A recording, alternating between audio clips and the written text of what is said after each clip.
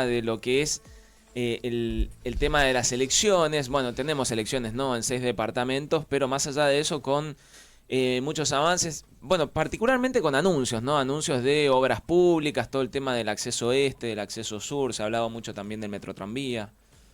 Así es, sí, fue una continuidad de lo que Ujú. venía haciendo el año pasado también, Claro. ¿no? Que, a ver, más allá de que también hubo elecciones, pero la verdad es que nosotros estuvimos trabajando muy, muy fuerte durante los 2 años y yo siento por lo menos que venimos con una continuidad que no, Sí, no he visto, digamos, no hay una pausa. incluso, claro, incluso después de las elecciones, tuvimos elecciones el domingo y el lunes, martes ya estábamos subiendo pliegos y seguíamos Ujú. trabajando y ahora lo mismo, ¿no? O sea, venimos con un buen ritmo de trabajo.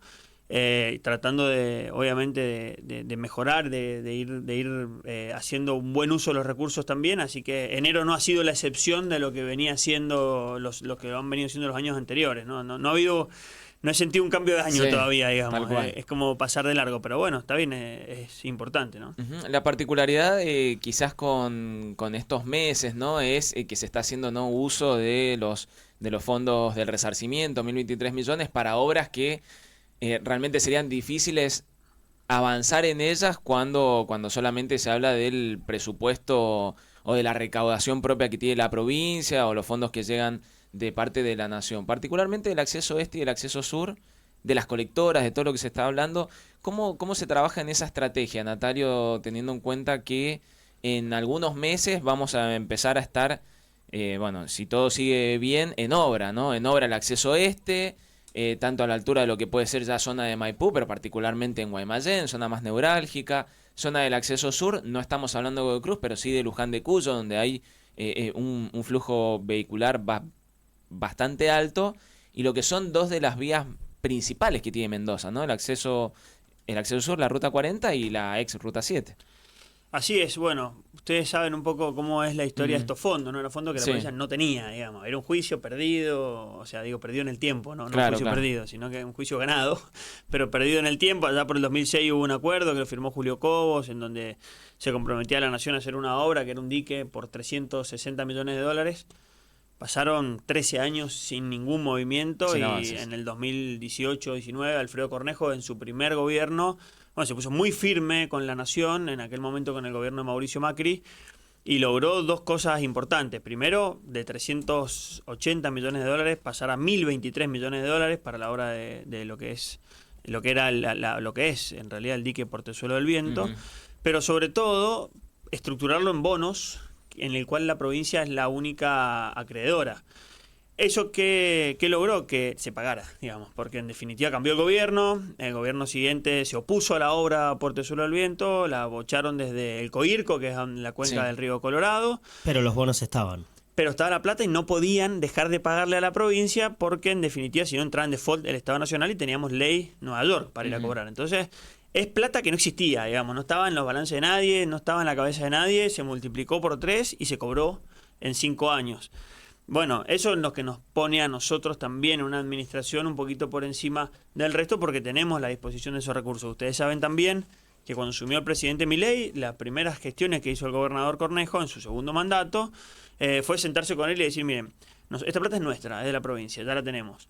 Nosotros tenemos firmado que tenemos que hacer un dique, que ese dique ha quedado retrasado Ujú. en su posibilidad de hacerlo, dado que el presidente Alberto Fernández se opuso a Sí, la el obra rechazo de junto la con todo el Pampa grupo. también, sí. Bueno, le dieron la razón a la Pampa en aquel momento.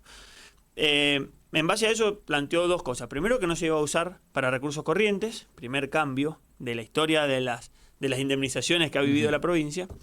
Y segundo, que se iban a realizar en obras para el desarrollo productivo con recupero o con posibilidad de tener recupero, justamente para que no sea un fondo que utilice un solo gobierno. Y ahí empezamos con un trabajo en seleccionar obras y tenemos una ventaja, que la provincia ya hace 5 años cuenta con un banco de proyectos. Ese banco de proyectos es un banco de inversiones en donde cada uno de los actores que realizan obras públicas generalmente tienen que justificar por qué la obra. La tienen que justificar desde el punto de vista económico, desde el punto de vista del impacto económico, desde el punto de vista social, desde el punto de vista de la necesidad, desde el punto de vista, o sea, tienen que aportar mucha información y datos de la necesidad de la obra justamente para que la priorización sea técnica y no solamente política. En ese marco es que venimos realizando las obras que Ujú. venimos realizando. La verdad es que Estas son las que más se ven, ¿no? Rutas, bueno, Sí. estamos pronto a adjudicar la obra de un tren de cercanías, el primero, por lo menos del interior del país, con estas características, un tren nuevo, con vías nuevas. Pero verdaderamente venimos haciendo ya más de 300, 400 millones de dólares por afuera del resarcimiento, entre obras viales y obras sobre todo de agua y saneamiento. Nosotros encontramos la provincia en una situación extremadamente crítica en materia de agua y saneamiento y hemos venido haciendo una inversión sostenida en el tiempo de más de 20, 30 millones de dólares por año en los últimos 10 años de agua y saneamiento. Cuando decís encontramos te referís al 2015. En el 2015, claro. En la provincia estaba en riesgo sanitario absoluto. Habían sacado la concesión a los franceses que pilotaban aguas mendocinas, la habían estatizado, habían pedido un crédito en la legislatura que se había aprobado de 160 millones de dólares para obras y no se había ejecutado ni un solo millón de dólares para esa obra y se habían ejecutado en sueldo. Lo recuperamos y hemos empezado a hacer obras. Tenemos muchas obras de agua y saneamiento, tenemos muchas obras de transporte eléctrico. Terminamos la primera, que es Cruz de Piedra Gran Mendoza, estamos haciendo otras 3 más. Y también se ha destinado buena parte de estos fondos a la conducción del agua para el riego agrícola, para mejorar la cantidad de agua disponible, impermeabilizando canales y mejorando todo lo que es el sistema de riego de la provincia, obviamente hasta la puerta de la finca. Y, como decías recién, también hemos avanzado en zonas de áreas productivas. Tanto el acceso este como el acceso sur, como la ruta 143, En San Rafael. que une digamos, Pareditas con San Rafael, son rutas nacionales. Hicimos un convenio con Vialidad Nacional, pero ¿por qué lo hicimos? Porque vimos la información. La verdad que, por ejemplo, en el tramo del acceso que vamos a intervenir, circulan 120.000 autos día. Por el Arco de Saborra entran 4.000. O sea que más de 115.000, 116.000 autos son mendocinos que transitan por Mendoza en tramos muy urbanos de las rutas nacionales. En el acceso sur pasa lo mismo, 70.000 autos por día en los lugares que vamos a intervenir. Por Neuquén entran 300, ustedes saben que son 80 kilómetros de tierra, y por San Juan entran 4.000 también. Por lo tanto, son obras de Mendoza, en Mendoza, para los mendocinos, con fondos provinciales. No solamente la oposición se opuso a que arreglemos estas rutas, sino que nos hicieron una denuncia penal incluso por utilizar fondos en intervenir estas rutas. El caso de la Ruta 7 es distinto ahora, no cuando lo firmamos, porque cuando se habilitó la variante Palmira, esa ruta pasó a ser una ruta provincial, porque cambia la traza de la Ruta 7, y la intervención, bueno, es una intervención muy importante, te diría que de las más importantes de los últimos 50 años, te diría desde que se construyó, más allá que se hizo después la tercera vía, sobre todo por los puentes, por la conexión que va a tener Guaymallén entre sí mismo, ¿no? De Guaymallén con Guaymallén, y lo que importa un acceso a esas características en el medio que ha generado por ahí una cicatriz en el medio de la zona urbana de Guaymallén, y obviamente el recupero entre el río Mendoza y el nudo vial, porque hay otros 23, 24 kilómetros que están sobre Maipú que también están muy deteriorados, así que esa es una ruta muy importante, muy productiva, muy productiva. Te diría buena parte del cinturón verde del este y del norte de la provincia circula por ahí. Y en el acceso sur lo mismo, extender la tercera vía. En el acceso también se extiende la tercera vía.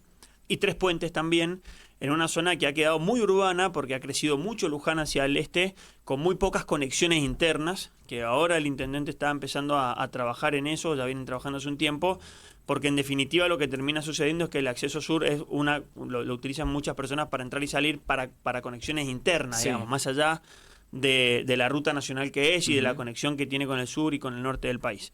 Entonces, en ese marco, en ese crecimiento, ayer estuvimos con el intendente recorriendo las colectoras, que ya están trabajando en las colectoras. Guaymallén ya trabajó en las colectoras. ¿Y por qué son importantes las colectoras? Por varios aspectos, pero principalmente porque cuando empiecen las obras, que tienen que empezar este año, muy probablemente se utilicen en buena parte ese tipo de las colectoras mientras estén cortadas las rutas, entonces son muy importantes. Por supuesto. Y también porque si nosotros vamos al recupero vía peaje, las personas que no necesiten subirse al acceso sur pueden hacerlo por las colectoras y no pagar también. Entonces, por eso digo, todo este tránsito interno que se genera en el mismo departamento, te lo resuelven las colectoras y obviamente estamos trabajando también en calles paralelas a la colectora, como ayer estuvimos recorriendo Terrada, que solamente quedan 3-4 kilómetros sin asfaltar de los 8 kilómetros y medio que es la calle Terrada, que te diría que en el lado este de Luján, de norte a sur, la atraviesa casi completo. De Bueno, las más utilizadas, sí, es muy, junto con Vieites. sin duda. Y bueno, ya se intervino Vieites, se intervino Boedo. Eso lo hicimos con fondos provinciales. Hace varios años, no es algo de ahora que como para dejar la lista pensando en que se va a empezar a remodelar el acceso sur. El intendente de Luján sacaba una cuenta que el gobierno provincial en Luján ha invertido $200 millones en estos 10 años, sumándole estos $60 millones del acceso sur. Nada más estos 60 millones son del fondo del resarcimiento. Todo lo demás son fondos propios y financiamiento, sí. ¿No? Estamos hablando con Natalio Mema, bueno, está aquí en los estudios, el ministro de Gobierno de la provincia. Para hacer una cuenta, digo, ¿tienen más o menos estimado cuánto está comprometido de los fondos del resarcimiento en todas las obras que se han anunciado? A ver, en ejecución ya tenemos más de un 60%, 70% que se han licitado y que van a empezar a ejecutarse y a pagarse.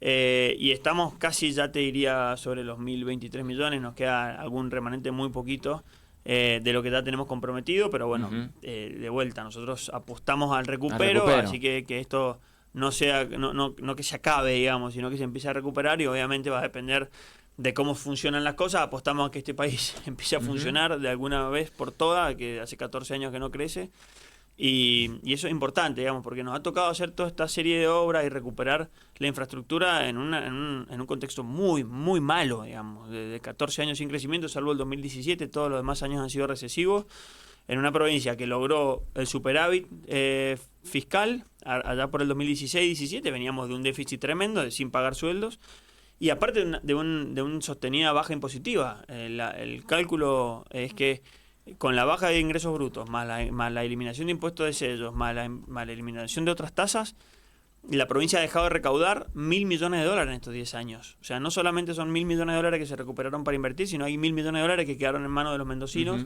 con impuestos que van bajando. En un contexto de total recesión, digamos. Entonces es muy complejo porque en definitiva es tratar de administrar bien, pero sabiendo que la economía no arranca todavía. Sí, o sea, sin irnos tantos de tema, uno piensa en $1.000 millones y bueno, desde nuestra economía individual o familiar suena como es impensado, ¿no? ¿Cuántos maletines necesitamos? No es lo que debe estar pensando el oyente en su casa. En el presupuesto provincial, ¿cuánto es $1.000 millones? ¿Que es mucho, es poco? Porque el número suena enorme, pero después cuando nos ponemos a pensar en lo que es para un gobierno, puede cambiar la realidad. Mira, bien lo decís, es relativo. No sé, veíamos en el Mundial el estadio en donde jugó en la Copa América, donde se jugó en Miami, el estadio de Miami salió $1.000 millones donde jugó la selección. O sea, más o menos, o sea, es muy relativo. Ahora, en la provincia, nosotros cuando asumimos había un 3% destinado a obra pública nada más, y llegamos más o menos a un 10%. Nosotros venimos invirtiendo casi a un ritmo de $200 millones por año de obra pública. Esos son 5 años completos de presupuesto de obra pública en un buen año, digamos. Perfecto. Iba a preguntar por la Liga Mendocina, sé que queremos hablar del Metro Tranvía también. Se me vino a la mente el tuit de Natalio del pasado 28 de diciembre. ¿Qué pasó con eso, Natalio? ¿Cómo fue ese domingo a la tarde? ¿Estabas en tu casa? ¿Te enteraste de las noticias? ¿Fuiste impulsivo al tuitear sobre las reiteradas actitudes pseudomafiosas en el seno de la Liga Mendocina? Y estoy citando ese tuit. ¿En qué quedó esa situación?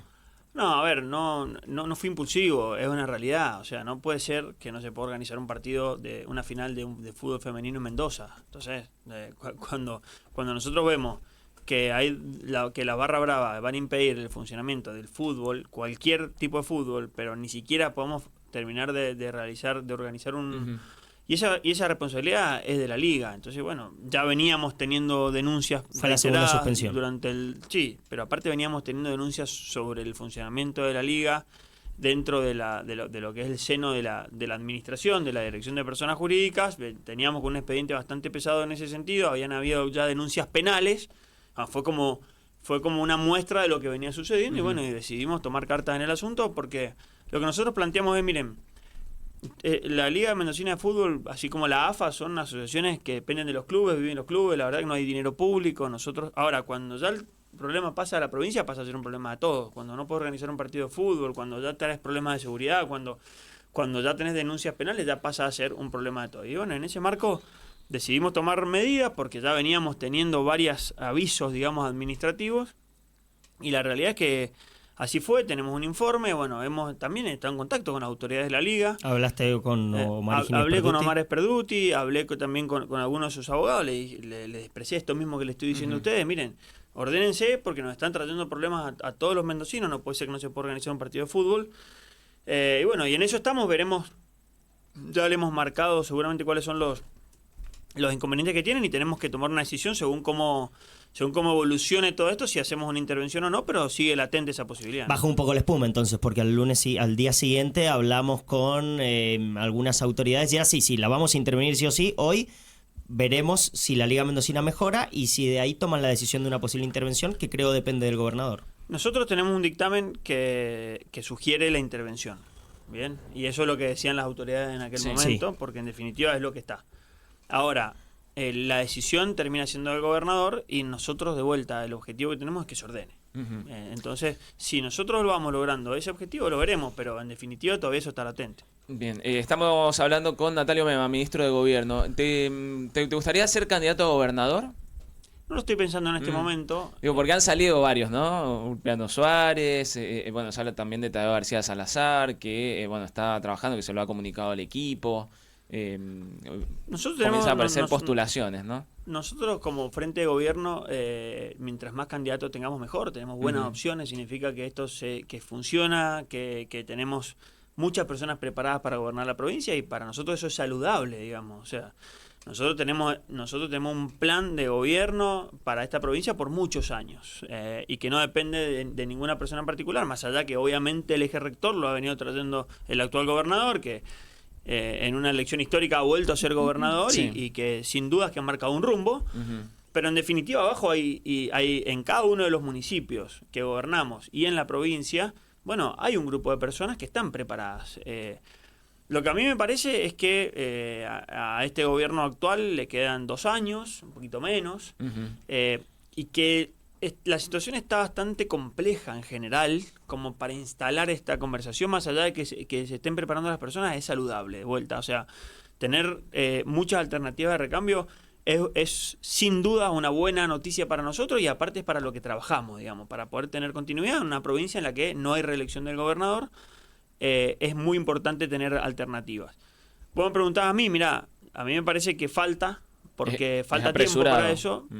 Cada uno toma sus decisiones y no me parece mal. No tiene que ser ahora. ¿Te gustaría? No tiene que ser ahora, a lo mejor me gustaría, futuro. no lo estoy pensando en este momento. Me gustaría, de para ninguna las próximas manera. elecciones. No sé si para las próximas elecciones o no lo descarto, pero no lo estoy pensando en este momento. Les decía, venimos de largo, no hemos parado ni un minuto, seguimos con... Tenemos muchísimos desafíos. Todo esto que estamos anunciando lo tenemos que llevar adelante, si bien hay muchas cosas que ya la venimos llevando adelante, y me parece que en este momento perder energía o destinarle energía a esto, en mi caso particular, no es el momento. ¿Lo descarto o no? No lo descarto. ¿Lo estoy pensando ahora? No, tampoco lo estoy pensando ahora. ¿Qué le dirías al Natalio Mema que apareció a finales del 2018 a anunciar el Mendotrán? Con una cabellera mucho más larga, sí. ¿Qué le dirías tantos años después, pensando en esto que decís ahora? No, bueno, no estoy pensando, estoy gastando energía, se te ve súper enfocado. ¿O qué consejo le darías? Es que es difícil eso, porque realmente aquel momento yo, cuando asumí como secretario de Servicio Público, tenía 31 años. Venía trabajando ya como jefe de gabinete y aparte empecé trabajando ad honorem en Hacienda y siempre tuve mi negocio familiar, mi estudio jurídico, soy abogado y la verdad es que nada me lo he tomado para siempre, ni siquiera lo que hago, que nací en una familia con negocios, con un comercio básicamente, que fue creciendo y ha crecido mucho afortunadamente, pero la verdad es que uno viene, intenta llevar adelante un plan y seguir, digamos, bueno. Acá estoy. 10 años después he ido ocupando otros espacios, pero en definitiva siempre enfocado porque al final del camino lo que uno va haciendo va sumando responsabilidades, pero prácticamente no deja ninguna, digamos. Así que nada, qué sé yo. No, la verdad es que a esa edad y siendo que uno entra de la actividad o viene participando de la actividad como algo desafiante, me parece que gracias a esos desafíos es que sigo en esta actividad, porque de lo contrario no lo haría. Y he tenido tanto en el gobierno de Alfredo como en el gobierno de Rodolfo, muy buena, primero buen equipo con el que contar en general entre los compañeros de trabajo, y segundo mucho apoyo político, porque son cambios muy importantes que sin ese apoyo es imposible hacer, ¿no? Si hablamos de transporte público, ¿considerás que el Metrotranvía ha sido el caballito de batalla de ustedes que ha dejado contento al usuario del transporte público porque es accesible, porque funciona rápido, porque te subís y las duplas son cómodas y sobre todo la frecuencia? En 10 minutos estás de Las Heras en Ciudad, de Ciudad en Godoy Cruz, un poquito más en Maipú, pero te va conectando con los departamentos más importantes del Gran Mendoza. Bueno, el Metrotranvía sin duda es muy importante, pero tiene todavía poco impacto, digamos. Nosotros movilizamos casi 450.000 personas por día y el Metrotranvía está más o menos en las 2 millones de transacciones anuales. Por lo tanto, en todas las personas que lo pueden utilizar, sin dudas que es un buen servicio porque lo hemos medido y así es. Recuerden que nosotros asumimos en el 2015 el Metrotranvía tenía 3 duplas, pasaba cada 24 minutos y tenía un recorrido de 12 kilómetros. Ya está en 19 kilómetros, vamos a llevarlo a 38 kilómetros, hay 10 duplas que pasan cada 10 minutos, como lo decías vos recién, en hora pico. De hecho ya tenemos algunos problemas en la hora pico porque por exceso de demanda. Por lo tanto se transformó en un medio de transporte y dejó de ser el trencito que daba vuelta por la ciudad, que era Exacto, de alguna manera... Sí. Parecía lúdico, ¿no? Claro, sí. pasó a ser un medio de transporte. Pero me parece que en materia de transporte público sí fue importante la reforma que hicimos en el sistema de transporte. Ustedes recuerden que nosotros empezamos en el 2018 modificando la ley de movilidad, que en aquel momento lo disruptivo fue que habilitamos las plataformas electrónicas. Empezó y fue la primera ciudad del mundo en regular tanto Uber como Cabify antes que empiece a funcionar. En el resto del mundo se había regulado después y fuimos la única del país y seguimos siéndolo, te diría, desde el 2018 hasta acá, casi 7, 8 años después, la única ciudad que lo tiene regulado. Y fue un orden en la ley de movilidad. En esa ley de movilidad nosotros también llevamos el plan de movilidad para el área metropolitana, que está estructurado en Metrotranvía, y ahí aparece el Mendotran dentro del plan de movilidad de la provincia. Lo importante de aquella ley es que fue una ley con amplios consensos, o sea, fue votada por la mayor parte de las fuerzas con representación legislativa. Y lo hemos podido llevar adelante. Yo no me imaginaba que a esta altura, 8 años después, iba a seguir tan vinculado en el tema. Lo hicimos para que sea una política pública. De hecho, fíjense que el color es rojo. El color rojo no se referencia con ningún gobierno, digamos. Es justamente una política pública de los mendocinos que queremos, digamos, que viene quedando. Entonces, el Metrotranvía sin dudas es importante, pero no tiene todavía el impacto general que sí tiene el resto del sistema. Y el hecho de tener desde el 2020, que lo empezamos a implementar en plena pandemia, el 100% de las unidades en el celular de cada uno de y en la computadora, digamos, los recorridos, no existe todavía ninguna ciudad del país que lo tenga y fuimos la primera de Latinoamérica en tener todos los recorridos en el celular. O sea, cuánto falta para que llegue, y empezamos a tener 450.000 inspectores, porque en definitiva la aplicación te avisa si viene tarde, si viene adelantado, si no pasa. Bueno, dimos una discusión distinta, las empresas tuvieron que tener otra forma de trabajar porque nosotros teníamos más información que ellos, dimos vuelta una relación asimétrica que había justamente al revés. Siempre era más información la que tenían las empresas que la que tenía el Estado y costaba mucho controlar. Bueno, ahora es al revés. Y eso trae estos beneficios, ¿no? Que hoy sea un sistema de transporte confiable, con muchísimos desafíos, con inconvenientes, con problemas, sin dudas, pero con muy buena cantidad de aceptación y totalmente dinámico. Nosotros estamos todas las semanas cruzando las transacciones de SUBE con los recorridos y tratando de hacer las modificaciones que se pueden hacer, ¿no? Sí, Natalio, un par de consultas para cerrar. Bueno, sí, hay mensajes con respecto al transporte público, ¿no? Del Grupo 800 hablan de la falta de aire acondicionado de todo lo que son esos micros, pero además, el tema de la RTO, ¿cómo han seguido trabajando? ¿Ya está completamente normalizado? ¿Han seguido o no los trámites? Los mendocinos realizando los trámites año tras año. Y el tema de quién es la jurisdicción de la calle Porreta, dice, bueno, ya hablando de las colectoras de Luján, dice de la que entras en el acceso sur desde Bulnes y tiene un pozo que lleva meses. Eso también consultan. Bien. Bueno, RTO. La RTO ustedes saben que es la ley de tránsito, una ley nacional de tránsito, y en donde es una exigencia nacional la revisión técnica obligatoria del vehículo. Cuando nosotros asumimos en el 2015 habían hecho una licitación en la cual un solo oferente se iba a hacer cargo de hacer todo el sistema de revisiones técnicas de la provincia. Esa licitación fue dada de baja por la Corte, por irregularidades, y nosotros decidimos ir por un sistema totalmente distinto, para cumplir con la ley nacional, que fue justamente todos los talleres que cumplían con los requisitos podían inscribirse y que los terminaba habilitando la Nación, porque los termina habilitando la Agencia Nacional de Seguridad Vial. Siempre que empezaba el trámite por la provincia, se acreditaba el cumplimiento del requisito y lo habilitaba la Nación. En ese contexto se inscribieron más de 24 talleres distintos en los distintos lugares de la provincia, y hay unos 16, 17 que se construyeron y están funcionando. Lógicamente, en provincias vecinas lo piden permanentemente, en San Juan, en Córdoba, que no es vecina, pero bueno, apenas cruzamos San Luis ya lo está implementando. Nosotros lo único que hicimos en la gestión que le toca a la provincia fue que sea un sistema totalmente abierto para que no haya ningún favoritismo entre quienes prestan el servicio. Y aparte, por generar la mayor cantidad de talleres para que ya es una incomodidad hacer la revisión técnica, pero encima que no sea una comodidad mayor de tener que ir a hacer muchos kilómetros para tener que hacerla. Y también definimos, que eso también fue un acuerdo con la oposición, que en los lugares en donde no había una revisora técnica a menos de 50, 60 kilómetros no se exigía. No se pidiera. Bien.